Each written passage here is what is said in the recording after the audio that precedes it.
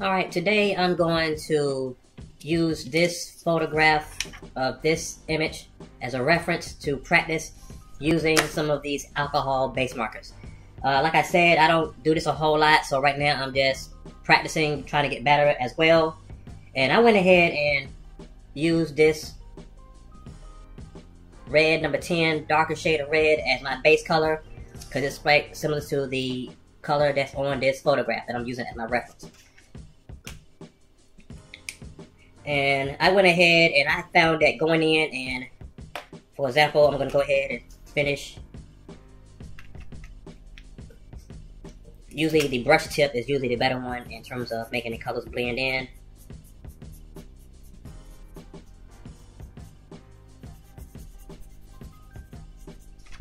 And sometimes I like to go in and do multiple, at least 2 layers to really make it blend in better.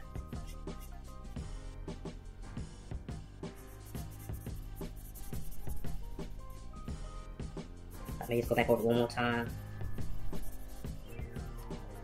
That means doing 2 layers.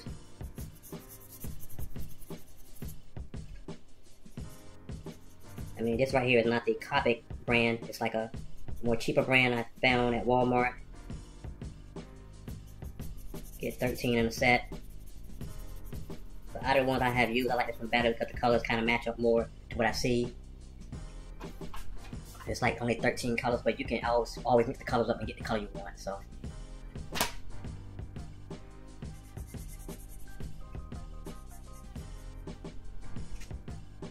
And I think I'm gonna stop here with this base color.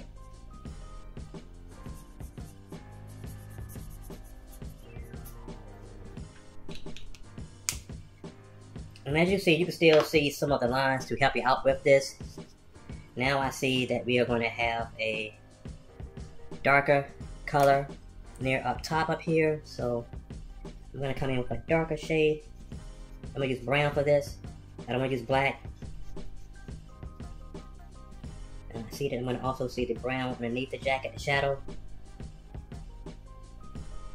So I'm using my brown to do the darker shades on the body.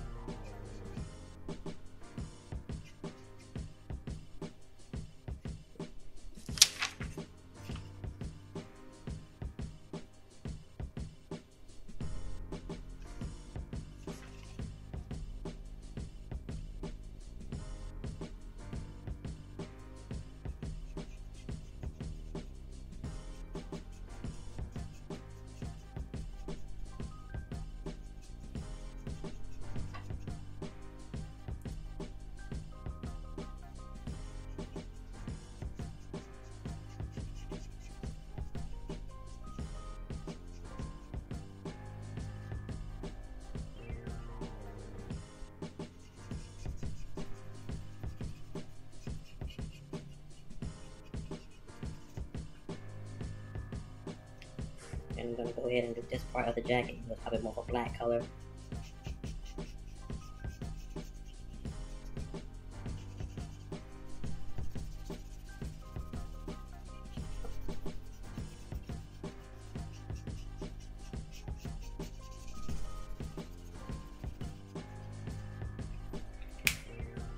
And if I want to really make it blend in more, I'm going to go back on top of that with the base color. When you do that, it's going to make it more of a darker tone of the base color.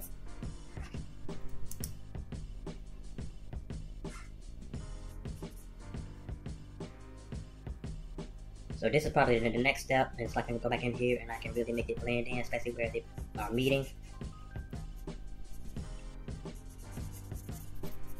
I like to layer my colors on. I'm going to go ahead and just do the whole thing.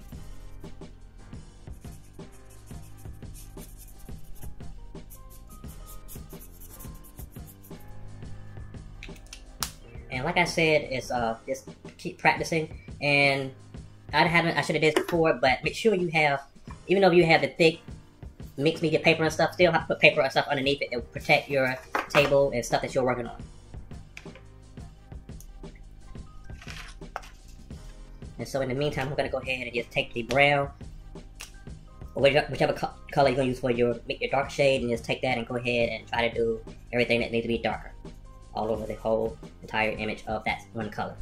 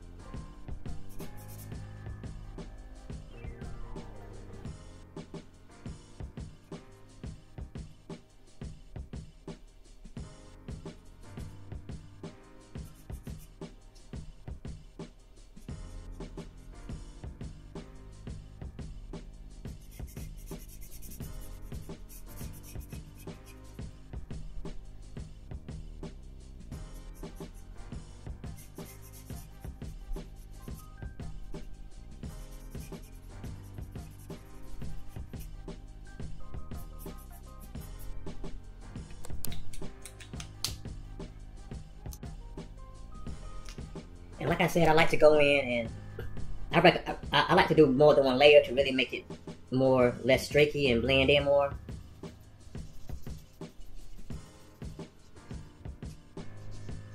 But it's you, I need you to develop your own style using these and so forth. So if you want to conserve your markers and just want to do one layer, that's on you.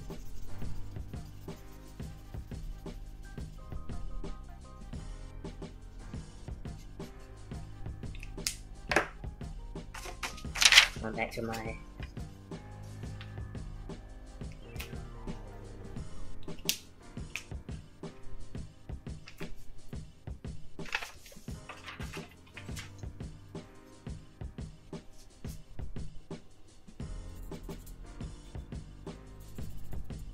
and you gotta find the right color to make these blend in and show the light and dark values. I decided to use brown for this one. If you want to use black, you can use black.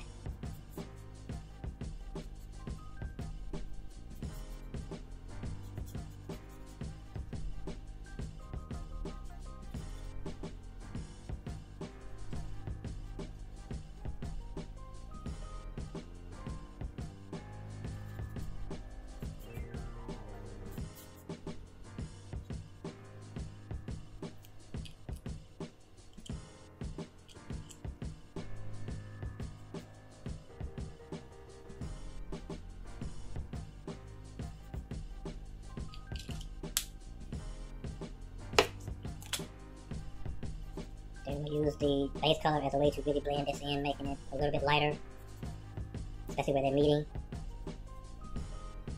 We'll just go over that color again, completely. It allows it to blend in more.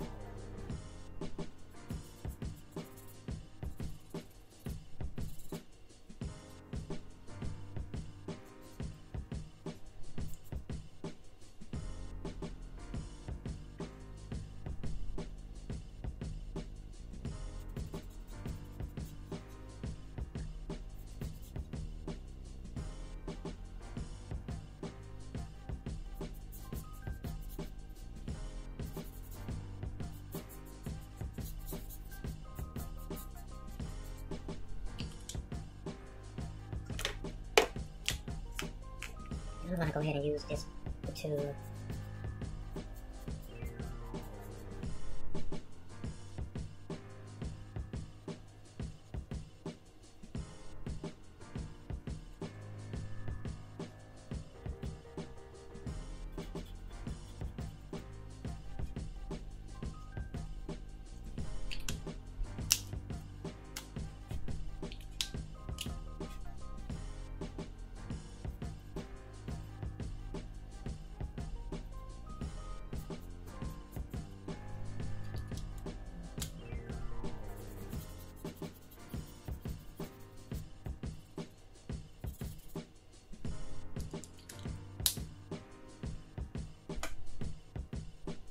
Now we just sit here and let it dry, see how it's gonna look.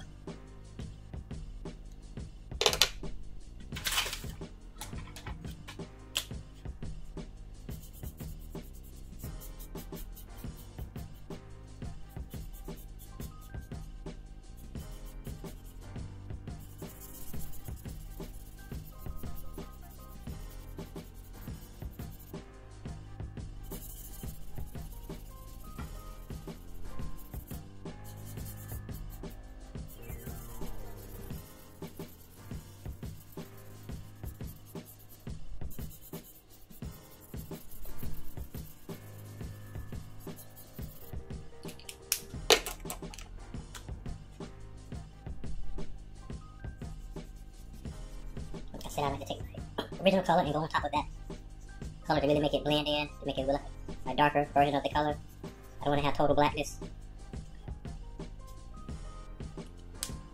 And then you can go ahead and experiment and play with the colors. And so forth. And you feel free to make any changes you want to your work. I'm going to continue working on this by adding the lightness and darkness.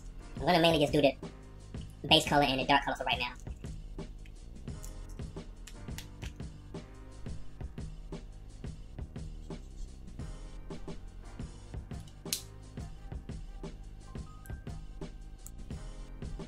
I added some highlights with lines to the hair, so I'm going to take the black and go around it. Try not to get too close and touch it because it will show, it will bleed through.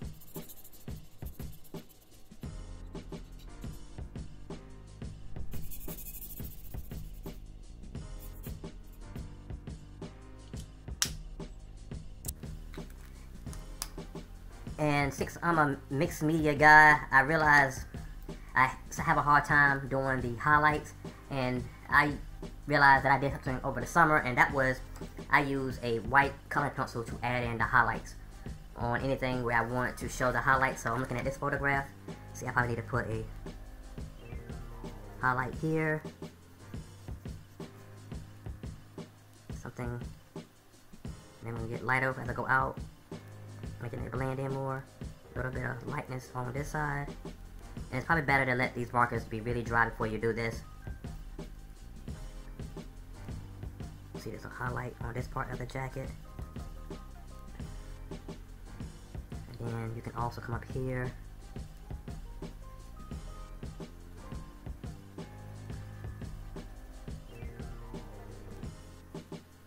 And if you decide to color all the black, then you come back in and use the white color pencil.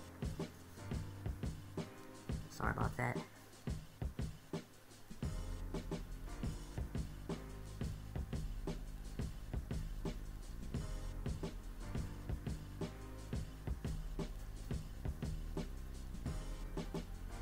Sometimes you may have to let the, like right here I think it's a little bit too wet, so I'm going to let that go ahead and dry some more before I add the highlights to that.